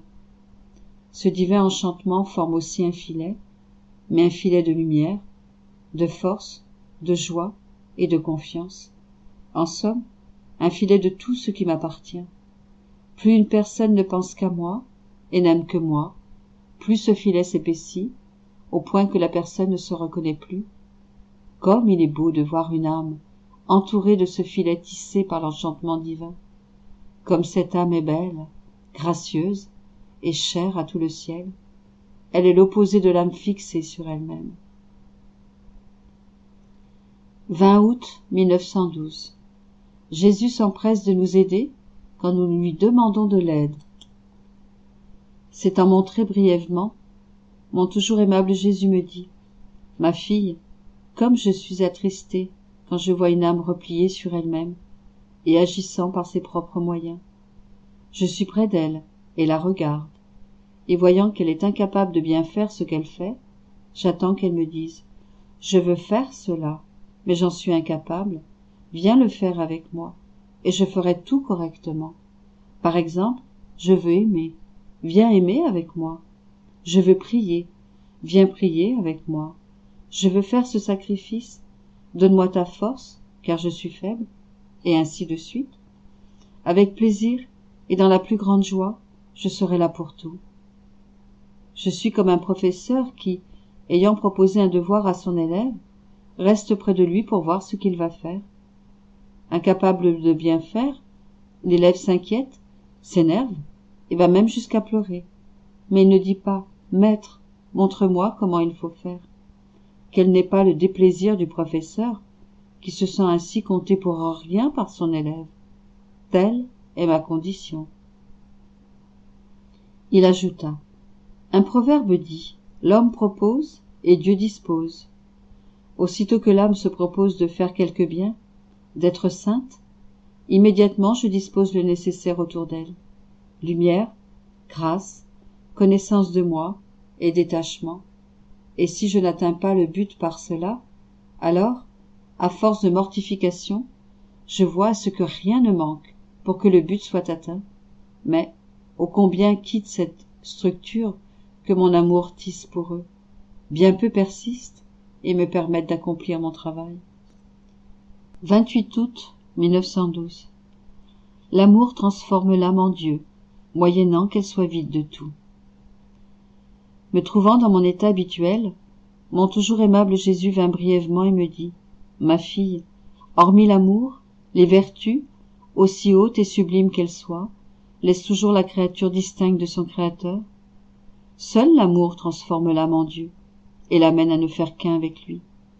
Seul l'amour peut triompher de toutes les imperfections humaines. Cependant, l'amour véritable n'existe que si sa vie et sa nourriture proviennent de ma volonté. C'est ma volonté qui, unie à l'amour, amène la véritable transformation en Dieu. L'âme est alors en contact continuel avec ma puissance, ma sainteté et tout ce que je suis. On peut dire qu'elle est un autre moi. Tout est précieux et sainteté en elle. On peut dire que même sa respiration, ou le sol que touchent ses pieds, sont précieux et saints, parce qu'il s'agit d'effets de ma volonté. Il ajouta « Oh, si tous connaissaient mon amour et ma volonté, ils arrêteraient de s'appuyer sur eux-mêmes ou sur les autres. Le soutien humain prendrait fin. Oh, comme ils le trouveraient insignifiant et inconfortable. Tous compteraient uniquement sur mon amour. Et comme mon amour est pur esprit, ils s'y sentiraient parfaitement à l'aise. Ma fille, l'amour veut trouver les âmes vides de tout, autrement il ne peut les envelopper de son vêtement. C'est comme pour un homme qui voudrait mettre un habit tellement étoffé qu'il ne pourrait s'y ajuster. Il essaierait d'entrer un bras dans une manche, mais il la trouverait bloquée. Ainsi, le pauvre homme ne pourrait que renoncer aux vêtements ou faire mauvaise impression. Il en va de même pour l'amour. Il ne peut vêtir l'âme que s'il la trouve totalement vide. Autrement, déçu, il doit se retirer. 31 août 1912. L'amour, symbolisé par le soleil, protège ceux qui le possèdent. Pendant que je priais pour une personne, Jésus me dit « Ma fille, au sujet de l'amour, symbolisé par le soleil, il arrive comme pour les personnes, qui ne peuvent commodément effectuer leur travail que si elles gardent les yeux baissés pour que la lumière du soleil ne les aveugle pas. Si elles fixent leurs yeux sur le soleil, spécialement s'il est midi, leur vision est éblouie et elles sont forcées de baisser les yeux. Autrement, elles doivent cesser leur activité. Le soleil, quant à lui, ne subit aucun dommage et poursuit majestueusement sa course. Il en va ainsi, ma fille, pour la personne qui m'aime vraiment. L'amour est plus qu'un soleil puissant et majestueux pour elle. Si les gens voient cette personne de loin, sa lumière les rejoint faiblement, et ils peuvent se moquer d'elle et la dénigrer. Mais s'ils s'approchent, la lumière de l'amour les aveugle, et ils s'éloignent pour ne plus penser à elle. Ainsi, l'âme remplie d'amour continue sa course, sans même se préoccuper de ceux qui la regardent, parce qu'elle sait que l'amour la défend et la garde en sécurité. 2 septembre 1912. Les dommages que cause à l'âme le repliement sur soi. Les âmes unies à la divine volonté, et dont l'unique pensée est d'aimer Jésus, sont unies à lui comme le soleil à ses rayons. Je disais à mon toujours aimable Jésus, « Ma seule crainte est que tu me quittes. » Jésus me dit, « Ma fille, je ne peux te quitter parce que tu n'es pas repliée sur toi et que tu ne te soucies pas de toi. Pour celui qui m'aime vraiment, le repliement sur soi et le souci de soi, même pour le bien, crée des vides d'amour et ainsi, ma vie ne peut remplir son âme complètement. Je me sens comme mis de côté, et cela me fournit des occasions de faire mes petites fugues. Par contre, l'âme qui n'est pas portée à se préoccuper de ses propres choses, et qui ne pense qu'à m'aimer, je la remplis complètement. Il n'y a aucun point de sa vie où ne se trouve pas ma vie. Et si je voulais faire mes petites escapades, je me détruirais moi-même, ce qui est impossible. Ma fille, si les âmes savaient combien le repliement sur soi est dommageable, plus une âme se regarde, plus elle devient humaine, et plus elle ressent ses misères, et devient misérable. Par contre, ne penser qu'à moi, qu'à m'aimer, qu'à être totalement abandonnée en moi, redresse l'âme, et la fait grandir. Plus l'âme me regarde, plus elle devient divine, plus elle médite sur moi, plus elle se sent riche, forte et courageuse. Il ajouta, « Ma fille, les âmes qui se gardent unies à ma volonté, qui me permettent de déposer ma vie en elles, et qui ne pensent qu'à m'aimer, sont unies à moi comme les rayons du soleil. Qui forme les rayons du soleil? Qui leur donne vie? N'est-ce pas le soleil lui-même? Si le soleil n'était pas capable de former ces rayons et de leur donner vie, il ne pourrait les déployer pour communiquer sa lumière et sa chaleur. Les rayons du soleil favorisent sa course et augmentent sa beauté. Il en va ainsi pour moi. Par mes rayons, qui ne font qu'un avec moi, je m'étends sur toutes les régions. Je répands ma lumière, mes grâces et ma chaleur, et je me sens plus beau que si je n'avais pas de rayons. Si on demandait à un rayon de soleil combien de courses il a faites, combien de lumière et de chaleur il a donné, alors, s'il avait la raison, il répondrait, « Je ne m'occupe pas de cela, le soleil le sait, et cela me suffit. Et si j'avais plus de terre à qui donner lumière et chaleur, je le ferais, car le soleil qui me donne vie peut tout faire. Par contre, si le rayon se mettait à regarder en arrière pour voir ce qu'il a fait, il perdrait son chemin et s'assombrirait. Telles sont les âmes qui m'aiment. Elles sont mes rayons vivants. Elles ne s'interrogent pas sur ce qu'elles font. Leur seul souci est de rester unies au divin soleil. Si elles voulaient se replier sur elles-mêmes, il leur arriverait comme à ce rayon de soleil. Elles perdraient beaucoup. 2 septembre 1912. Ceux qui expérimentent les effets de la proximité de Jésus. Poursuivant dans mon état habituel, Jésus béni vint brièvement et me dit, « Ma fille, je suis à l'intérieur et à l'extérieur des âmes. » Mais qui en expérimente les effets? Ce sont les âmes qui tiennent leur volonté près de ma volonté, qui m'appellent, qui prient et qui connaissent ma puissance et tout le bien que je peux leur faire. Dans le cas contraire, c'est comme pour une personne qui a de l'eau dans sa maison, mais qui ne s'approche pas pour boire. Même s'il y a de l'eau, elle n'en profite pas, et elle brûle de soif. Ou encore, c'est comme pour une personne qui a froid et qui se trouve à proximité d'un feu, mais qui ne s'en approche pas pour se réchauffer. Même s'il y a du feu, elle ne profite pas de cette source de chaleur, et ainsi de suite. Moi qui veux tant donner, quel n'est pas mon chagrin de voir que personne ne veut profiter de mes bienfaits. 29 septembre 1912. L'âme la plus favorisée par Jésus. Jésus dispose lui-même des intentions de l'âme qui vit dans sa volonté. Savoir utiliser les choses terrestres dans la divine volonté. J'écris sur des choses du passé. Je me disais, le Seigneur a parlé à quelques-uns de sa passion, à d'autres de son cœur, à d'autres de sa croix. Et il a parlé de beaucoup d'autres choses. J'aimerais savoir qui a été le plus favorisé par Jésus. Mon aimable Jésus vint et me dit, « Ma fille, sais-tu qui a davantage été favorisé par moi? L'âme à qui j'ai manifesté les prodiges et la puissance de ma très sainte volonté. Toutes les autres choses sont des parties de moi, alors que ma volonté est le centre et la vie de toutes choses. Ma volonté dirigea ma passion, donna la vie à mon cœur et exalta la croix. Ma volonté enferme, saisit et active tout. Donc, elle est plus que tout. Par conséquent, la personne à qui j'ai parlé de ma volonté a été la plus favorisée. Combien ne dois-tu pas me remercier de t'avoir admise dans les secrets de ma volonté? La personne qui est dans ma volonté est ma passion, mon cœur, ma croix, ma rédemption même.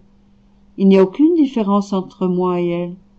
Tu dois être complètement dans ma volonté, si tu veux prendre part à tous mes biens. Une autre fois, alors que je me demandais quelle est la meilleure manière d'offrir ces actions, en réparation, en adoration ou autrement, mon toujours bienveillant Jésus me dit, « Ma fille, la personne qui vit dans ma volonté et qui agit parce que c'est moi qui le veux, n'a pas besoin de fixer ses intentions elle-même. Puisqu'elle est dans ma volonté, quand elle agit, prie ou souffre, je dispose de ses actes comme je le veux. Si je veux qu'elle fasse réparation, je la fais réparer. Si je veux de l'amour, je reçois ses actes comme des actes d'amour. Étant le propriétaire, je fais de ces choses ce que je veux. Il n'en est pas ainsi pour les personnes qui ne vivent pas dans ma volonté. Elles disposent elles-mêmes de leurs choses, et je respecte leur volonté. Une autre fois, ayant lu dans un livre à propos d'une sainte qui, en premier, n'avait presque pas besoin de nourriture et qui, par la suite, dut se nourrir très souvent, son besoin étant tel qu'elle pleurait si on ne lui donnait pas quelque chose. Je me questionnais par rapport à mon état, puisque, une fois, alors que j'avais pris très peu de nourriture, je fus forcé de la rendre, et que maintenant j'en prends davantage, et je n'ai pas à la rendre. Je me disais, Jésus béni, qu'est-ce qui se passe? Cela m'apparaît comme un manque de mortification de ma part. C'est ma méchanceté qui me conduit à ces misères. Jésus vint et me dit, « Veux-tu savoir pourquoi? Je vais te réjouir. » Au commencement, pour que l'âme devienne complètement à moi, pour la vider de tout ce qui est sensible, et pour placer en elle tout ce qui est céleste et divin, je la détache même de la nécessité de la nourriture, de telle manière qu'elle n'en a presque plus besoin. Ainsi, elle touche du doigt que seul Jésus suffit, que plus rien ne lui est nécessaire. Elle s'élève très haut, méprise tout, et ne se préoccupe de rien. Sa vie est céleste. Par la suite, après avoir entraîné l'âme pendant des années et des années, ne craignant plus que sa sensibilité puisse jouer le moindrement en elle, puisqu'après avoir goûté au céleste, il est presque impossible qu'une âme puisse apprécier les choses terrestres, je la ramène à la vie ordinaire, car je veux que mes enfants prennent part aux choses que j'ai créées par amour pour eux, mais selon ma volonté, non leur volonté. Et c'est seulement par amour pour ces enfants que je nourris les autres enfants. Le fait de voir ces célestes enfants user des biens naturels avec détachement et selon ma volonté est pour moi la plus belle réparation pour ceux qui usent des choses naturelles hors de ma volonté. Comment peux-tu donc dire qu'il y a du mal en toi à cause de ce qui t'arrive? Pas du tout. Qu'est-ce qu'il y a de mal à prendre dans ma volonté un peu plus ou un peu moins de choses terrestres? Rien, rien. Dans ma volonté, il ne peut se trouver rien de mal. Tout y est bien, même au milieu des choses les plus insignifiantes. 14 octobre 1912. Tout ce que Jésus accomplit dans les âmes est scellé du sceau de l'éternité. Me trouvant dans mon état habituel, je me plaignais à Jésus béni de mon pauvre état en lui disant « Comment se fait-il que par le passé, tu m'as donné tant de grâce, allant jusqu'à me crucifier avec toi, alors que maintenant il ne se passe plus rien. Jésus me dit, ma fille, que dis-tu? Il ne se passe plus rien? Faux, tu t'illusionnes. Rien n'est terminé, et tout est bon pour toi. Tu dois savoir que tout ce que je fais dans une âme est scellé du sceau de l'éternité, et qu'il n'y a aucune puissance qui puisse empêcher ma grâce d'opérer dans une âme. Tout ce que j'ai fait à ton âme demeure et la nourrit continuellement.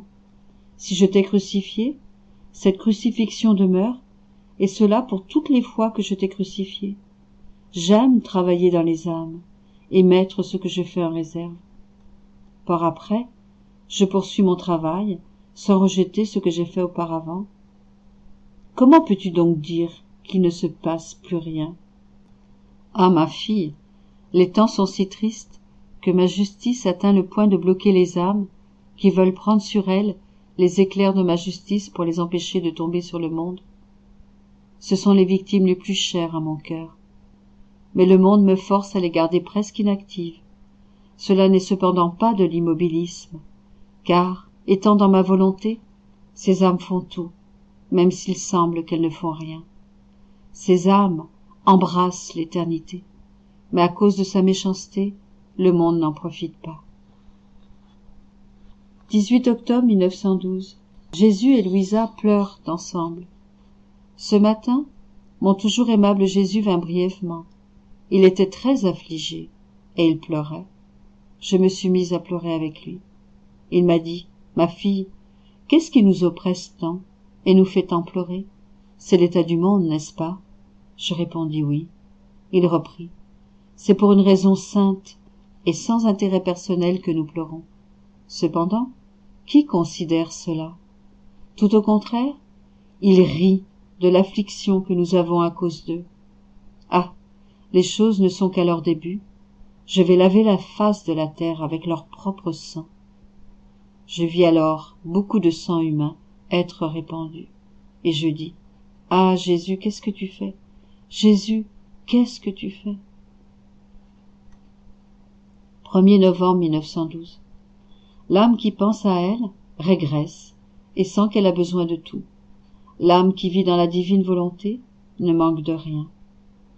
Très affligé à cause de la privation de mon aimable Jésus, je priais et réparais pour tous.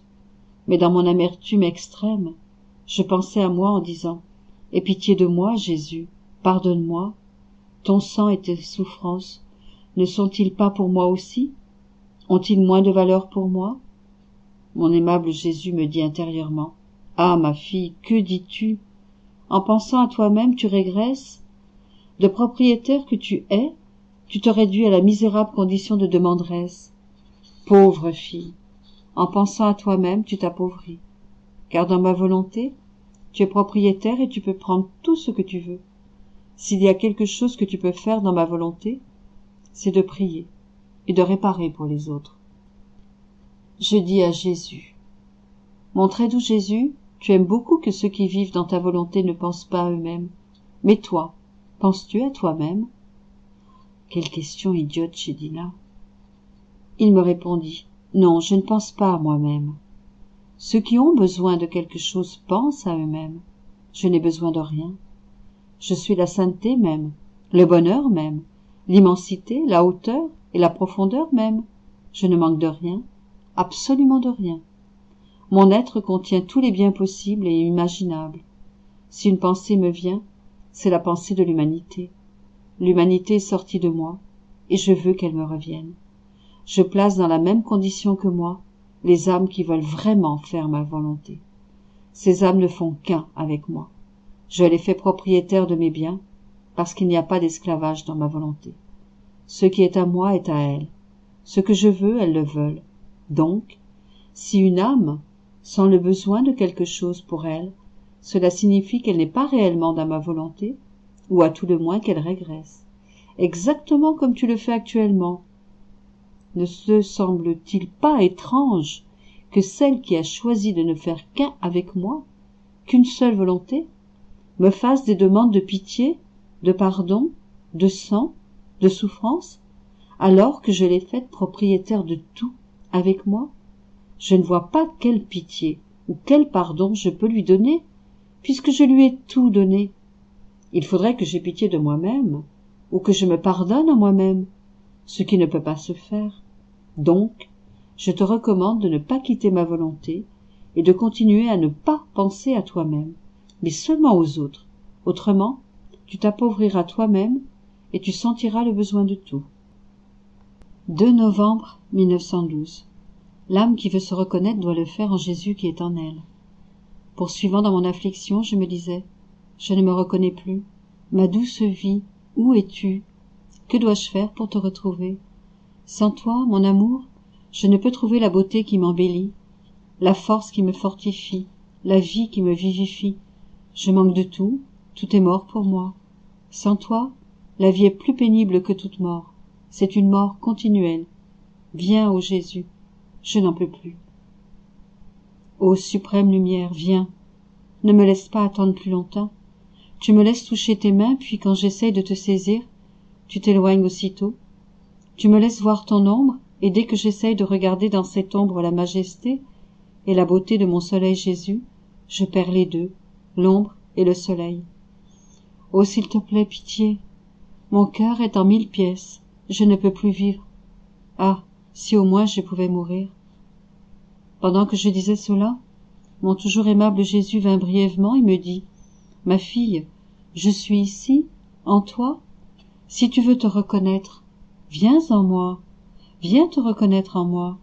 Si tu viens te reconnaître en moi, tu te remettras en ordre, parce qu'en moi tu trouveras ton image semblable à moi. Tu trouveras là tout ce qui t'est nécessaire pour préserver et embellir cette image. Quand tu viendras te reconnaître en moi, tu reconnaîtras aussi ton prochain en moi. Et en voyant combien je t'aime, et combien j'aime ton prochain, tu t'élèveras au niveau du véritable amour divin et, à l'intérieur et à l'extérieur de toi, tout se mettra dans l'ordre véritable, qui est l'ordre divin.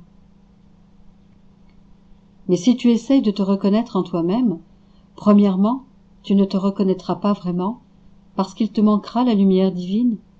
Deuxièmement, tu trouveras tout sans dessus-dessous, misère, faiblesse, noirceur, passion et tout le reste. C'est le désordre que tu trouveras à l'intérieur et à l'extérieur de toi. Parce que toutes ces choses seront en guerre non seulement contre toi, mais aussi entre elles, pour savoir laquelle pourra te blesser le plus. Et imagine dans quel ordre elles te placeront par rapport à ton prochain. Non seulement je veux que tu te reconnaisses en moi, mais si tu veux te rappeler de toi, tu dois venir le faire en moi. Autrement, si tu essayes de te rappeler de toi sans moi, tu te feras plus de mal que de bien. 25 novembre 1912. 2 escaliers pour se rendre au ciel, une en bois pour ceux qui prennent le chemin des vertus, et une en or pour ceux qui vivent dans la vie de Jésus. Il me semble que, ce matin, mon toujours aimable Jésus est venu selon sa manière habituelle. Il semblait heureux de me voir et d'être avec moi d'une manière familière. En le voyant si bon, doux et affable, j'oubliais toutes mes difficultés et privations. Comme il portait une couronne d'épines grosses et épaisses, je lui dis « Mon doux amour et ma vie, montre-moi que tu m'aimes toujours. Enlève cette couronne de sur ta tête et de tes mains, place-la sur ma tête. » Sans tarder, il enleva la couronne de sa tête et la pressa sur la mienne de ses propres mains. Oh, comme j'étais heureuse d'avoir les épines de Jésus sur ma tête. Aiguë, oui, mais douce. Il me regarda avec tendresse et amour. Me voyant ainsi regardée par Jésus, je dis hardiment « Jésus, mon cœur, les épines ne sont pas suffisantes pour que je sois certaine que tu m'aimes comme avant. N'as-tu pas aussi les clous avec lesquels me clouer? Vite, ô Jésus, ne me laisse pas dans le doute, car le simple doute de ne pas toujours être aimé par toi me donne des morts continuelles. Transperce-moi. » Il me dit « Ma fille, je n'ai pas de clous avec moi, mais, pour te contenter, je vais te transpercer avec un morceau de fer. » Ainsi, il prit mes mains et les déchira largement, et il fit pareillement pour mes pieds. Je me sentais comme plongée dans une mer de douleur, mais aussi d'amour et de douceur. Il me semblait que Jésus ne pouvait pas ôter de moi son regard tendre et aimant. Déposant sur moi son manteau royal, il me couvrit complètement et me dit « Ma douce fille, cesse maintenant tes doutes sur mon amour pour toi. Si tu me vois préoccupé, ou si je passe comme l'éclair, ou si je suis silencieux, souviens-toi qu'un seul renouvellement de mes épines et de mes clous est suffisant pour nous ramener dans notre intimité comme avant. Par conséquent, sois contente, et je vais continuer de répandre des fléaux dans le monde. Il me dit aussi d'autres choses, mais l'intensité de la douleur subie m'empêche de bien m'en souvenir.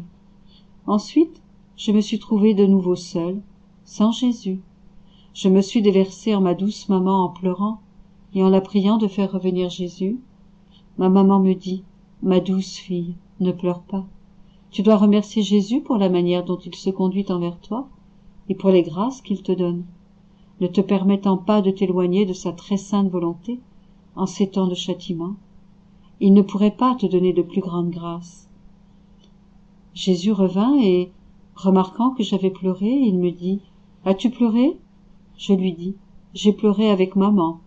Je n'ai pleuré avec personne d'autre, et je l'ai fait parce que tu n'étais pas là. » Il prit mes mains dans les siennes et soulagea mes souffrances. Il me montra ensuite 2 grands escaliers reliant la terre et le ciel. Il y avait plusieurs personnes sur l'un des escaliers et très peu sur l'autre. L'escalier sur lequel il y avait très peu de personnes était d'or solide, et il semblait que les personnes qui s'y trouvaient étaient d'autres Jésus. L'autre escalier semblait de bois, et, quant aux personnes qui s'y trouvaient, elles étaient presque toutes de courte taille et peu développées.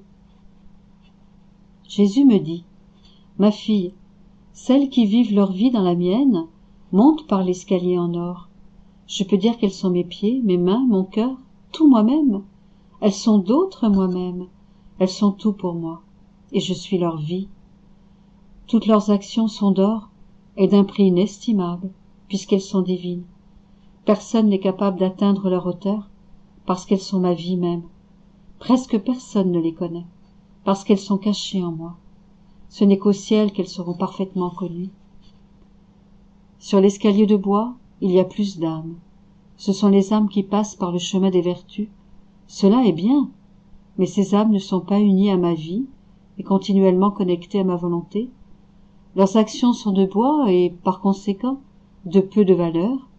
Ces âmes sont courtes, presque décharnées, parce que des buts humains accompagnent leurs bonnes actions. Les buts humains ne produisent pas de croissance. Ces âmes sont connues de tous, parce qu'elles ne sont pas cachées en moi, mais plutôt en elles-mêmes. Elles ne causeront aucune surprise au ciel, parce qu'elles étaient connues aussi sur la terre. Donc, ma fille, je te veux complètement dans ma vie, avec rien dans la tienne. Je te confie les personnes que tu connais, afin qu'elles puissent demeurer fortes et constantes dans l'escalier de ma vie. Il pointa du doigt une personne que je connais, puis il disparut. Que tout soit pour sa gloire. 14 décembre 1912. L'âme qui vit dans la divine volonté embrasse tout, prie et répare pour tous. Elle porte en elle l'amour que Jésus a pour tous. Elle n'est pas sujette à la tentation. Ce matin, quand mon aimable Jésus est venu, il m'a attachée avec un fil d'or et m'a dit, « Ma fille, je ne veux pas t'attacher avec des cordes et des chaînes. Les entraves et les chaînes de fer étant pour les rebelles et non pour les âmes dociles qui ne veulent comme vie que ma volonté et comme nourriture que mon amour. Pour celle-là, un simple fil suffit. Souvent, je ne me sers même pas d'un fil. Ces âmes sont si profondément en moi qu'elles ne font qu'un avec moi. Et si j'utilise un fil, c'est plutôt pour m'amuser avec elles. Pendant que mon doux Jésus m'attachait, je me suis vue dans la mer sans limite de sa volonté, et, ainsi, dans toutes les créatures. Je me promenais dans l'esprit de Jésus, dans ses yeux, dans sa bouche, dans son cœur, et, du même coup, dans l'esprit, les yeux et tout le reste des créatures, faisant tout ce que Jésus faisait. Oh, comme on embrasse tout quand on est avec Jésus. Personne n'est exclu. Il me dit, celui qui vit dans ma volonté embrasse tout, prie et répare pour tous. Il porte en lui l'amour que j'ai pour tous. Il dépasse tout le monde. Ayant lu que celui qui n'est pas tenté n'est pas cher à Dieu, et comme il me semble que depuis très longtemps je ne sais pas ce qu'est la tentation, j'ai mentionné cela à Jésus. Il me dit, ma fille, Celui qui vit complètement dans ma volonté n'est pas sujet à la tentation, parce que le démon n'a pas le pouvoir d'entrer dans ma volonté. D'ailleurs, il ne voudrait pas s'y risquer, par le fait que ma volonté est lumière, et que, à cause de cette lumière, l'âme reconnaîtrait très vite ses ruses et se moquerait de lui. L'ennemi n'aime pas qu'on se moque de lui. Cela est pour lui plus terrible que l'enfer lui-même. Il fait tout pour rester éloigné de l'âme qui vit dans ma volonté. Essaye de sortir de ma volonté, et tu verras combien d'ennemis fondront sur toi. Celui qui est dans ma volonté porte haut le drapeau de la victoire, et aucun ennemi n'ose l'attaquer. 20 décembre 1912. Jésus donne tout ce qu'il est à l'âme qui vit dans sa volonté. Il n'y a pas de jugement pour une telle âme. Elle a plutôt le droit de juger les autres. Ces derniers jours, il m'a semblé que mon toujours aimable Jésus voulait me parler de sa sainte volonté. Il venait, disait quelques mots, et repartait aussitôt. Je me souviens qu'une fois il m'a dit « Ma fille, à la personne qui vit dans ma volonté, je sens l'obligation de donner mes vertus, ma beauté, ma force, bref, tout ce que je suis. Si je ne le faisais pas, je me renierais moi-même. » Une autre fois, alors que je lisais sur la sévérité du jugement dernier, et que j'en étais très attristée, mon doux Jésus me dit « Ma fille, pourquoi veux-tu m'attrister ?» Je lui répondis « Ce n'est pas à toi d'être attristée, mais à moi. » Il reprit « Ah, ne veux-tu pas comprendre que, quand une âme qui vit dans ma volonté ressent du déplaisir, de la tristesse, ou toute autre chose qui la fait souffrir, sa souffrance retombe sur moi, et je la ressens comme si elle était mienne. À l'âme qui vit dans ma volonté, je peux dire « Les lois ne sont pas pour toi, il n'y a pas de jugement pour toi. » Si je voulais juger une telle âme, je me comporterais comme quelqu'un qui agit à l'encontre de lui-même. Au lieu de devoir être jugé, cette âme acquiert le droit de juger les autres. Il ajouta « La bonne volonté de l'âme, qui fait le bien, exerce un pouvoir sur mon cœur. Son pouvoir est si grand qu'il me force à lui donner ce qu'elle veut. » Alors, il m'est venu une question. Qu'est-ce que Jésus aime le plus, l'amour ou sa volonté? Il me dit, ma volonté doit avoir préséance sur tout. Vois par toi-même. Tu as un corps et une âme. Tu es constitué d'une intelligence, de chair, d'os, de nerfs, mais tu n'es pas en marbre froid. Tu contiens aussi de la chaleur. L'intelligence, le corps, la chair, les os et les nerfs sont ma volonté. Alors que la chaleur qui se trouve dans l'âme est l'amour. Regarde la flamme et le feu. Ils sont ma volonté. Alors que la chaleur qu'ils produisent est l'amour. La substance est ma volonté, et les effets de cette substance sont l'amour. Les deux sont si noués que l'un ne peut être sans l'autre. Plus l'âme possède la substance de ma volonté, plus elle produit de l'amour. 22 janvier 1913. La triple passion de Jésus. Celle de l'amour, celle pour les péchés et celle des Juifs. Jésus projeté dans le torrent du Cédron. J'étais immergée en Jésus et je pensais à sa passion, spécialement à ce qu'il a souffert dans le jardin. Il me dit, ma fille, ma première passion en fut une d'amour, car la première raison pour laquelle l'homme pêche, c'est son manque d'amour. Ce manque d'amour me fit souffrir plus que tout. Il m'écrasa plus que si j'avais été totalement broyée. Il me donna autant de morts qu'il y a de créatures qui reçoivent la vie. Une deuxième passion fut celle pour les péchés. Le péché fraude Dieu de la gloire qui lui est due. Aussi, pour réparer pour la gloire dont Dieu est privé à cause du péché, le Père me fit subir la passion pour les péchés. Chaque péché me causa une passion particulière. Je souffris autant de passion qu'il s'est commis de péché et qu'il s'en commettra jusqu'à la fin du monde. Ainsi, la gloire du Père fut restaurée. Le péché engendre la faiblesse chez l'homme. Je voulus souffrir ma passion par les mains des Juifs, ma troisième passion, pour restaurer en l'homme sa force perdue.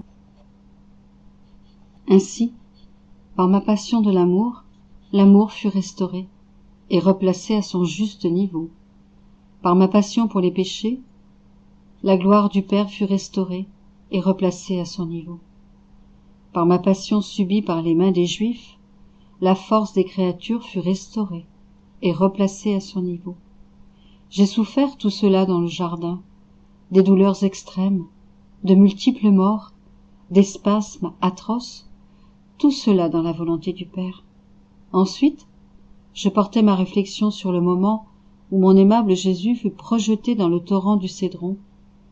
Il se montra dans un état pitoyable, tout détrempé de ces eaux nauséabondes.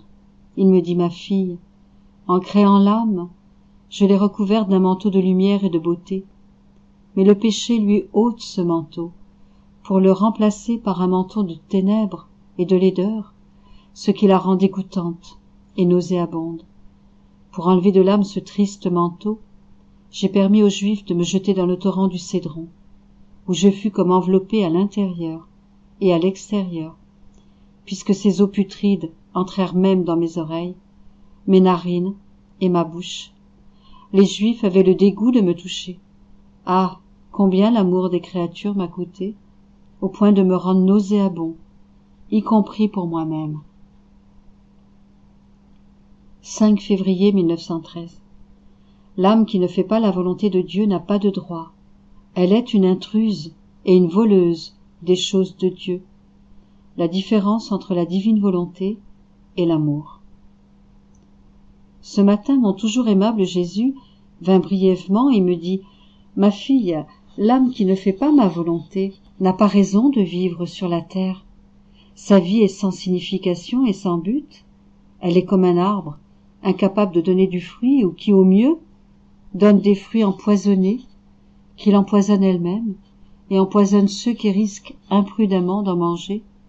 Un arbre qui ne fait rien d'autre que de voler le fermier, qui bêche péniblement le sol autour de lui. Ainsi, l'âme qui ne fait pas ma volonté se maintient dans l'attitude de me voler, et ses vols se transforment en poison. Elle me vole les fruits de la création, de la rédemption et de la sanctification. Elle me vole la lumière du soleil, la nourriture qu'elle prend, l'air qu'elle respire, l'eau qui étanche sa soif, le feu qui la réchauffe et le sol qu'elle foule, car tout cela appartient aux âmes qui font ma volonté. Tout ce qui m'appartient appartient à ces âmes. L'âme qui ne fait pas ma volonté n'a pas de droit. Je me sens continuellement volée par elle.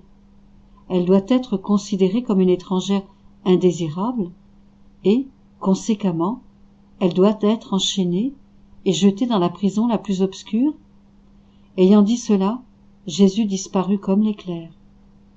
Un autre jour, il vint et me dit: ma fille, veux-tu savoir la différence entre ma volonté et l'amour? Ma volonté est soleil et l'amour est feu. Comme le soleil, ma volonté n'a pas besoin de nourriture. Sa lumière et sa chaleur ne sont pas sujettes à augmenter ou à diminuer. Ma volonté est toujours égale à elle-même et sa lumière toujours parfaitement pure. D'un autre côté, le feu, symbole de l'amour, a besoin d'être nourri par du bois, et s'il en manque, il risque de dépérir au point de s'éteindre. Le feu augmente ou diminue selon le bois dont on l'alimente. Ainsi, il est sujet à l'instabilité. Sa lumière risque d'être assombrie et mêlée de fumée si elle n'est pas régularisée par ma volonté. 19 février 1913. La divine volonté est pour l'âme ce que l'opium est pour le corps. La créature qui vit dans la divine volonté n'a rien d'autre à faire que de laisser Jésus agir en elle. Poursuivant dans mon état habituel et ayant reçu la Sainte Communion, mon toujours aimable Jésus me dit: ma fille, ma volonté est pour l'âme ce que l'opium est pour le corps. Le pauvre patient qui doit subir une opération, l'amputation d'une jambe ou d'un bras par exemple, est endormi avec de l'opium. Ainsi, il ne sent pas la vivacité de la douleur et à son réveil, l'opération est accomplie. Il n'a pas trop souffert grâce à l'opium. Il en va ainsi de ma volonté. Elle est pour l'âme l'opium qui endort l'intelligence, l'amour-propre, l'estime de soi et tout ce qui est humain. Elle ne permet pas au déplaisir, à la diffamation, à la souffrance ou à la douleur intérieure de pénétrer profondément dans l'âme, parce qu'il la garde comme endormie. Néanmoins, l'âme conserve les mêmes effets, les mêmes mérites, exactement comme si elle avait ressenti profondément ses souffrances, avec une importante différence cependant. L'opium doit être acheté, et la personne ne peut en prendre souvent. Si elle en prend souvent, voire tous les jours, elle devient confuse, surtout si elle est de faible constitution. L'opium de ma volonté, par contre, est gratuit, et l'âme peut en prendre n'importe quand. Plus elle en prend, plus sa raison en est éclairée, et si elle est faible, elle acquiert la force divine. Par la suite, il me semble avoir des gens autour de moi. Je dis à Jésus, « Qui sont-ils » Il me répondit, « Ce sont ceux que je t'ai confiés il y a quelque temps. Je te les recommande.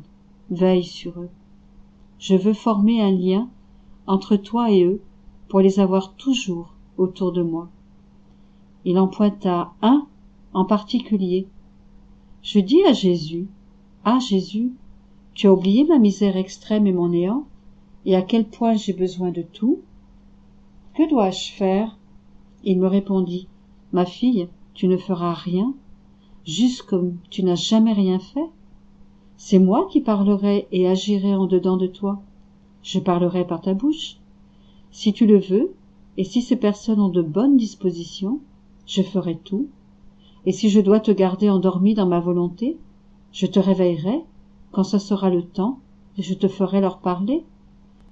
Je me réjouirai en t'entendant parler de ma volonté, soit en état de veille, soit endormi,